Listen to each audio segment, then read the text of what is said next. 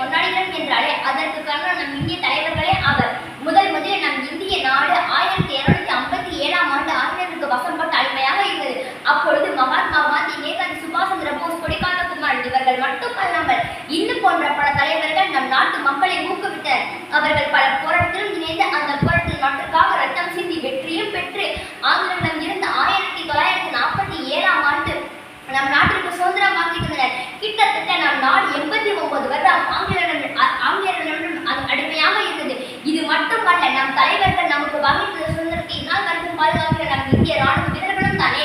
நம் இந்திய ராணுவ வீரர்கள் இரவும் கப்பலும் திடீர் மின்னல் போல் சிங்கத்தின் பாலியல் ஒரு கர்ஜனை. அதற்கும் மேலாக நம் இந்திய ராணுவ வீரர்கள் இந்திய மக்கள் எல்லோரையும் பாதுகாக்க எல்லைகளை நின்று தூக்கத்தையும் சந்தோஷத்தையும் விட்டுவிட்டு நம்மளை பாதுகாத்து வருகிறார்கள் நம் இந்திய ராணுவ வீரர்கள்.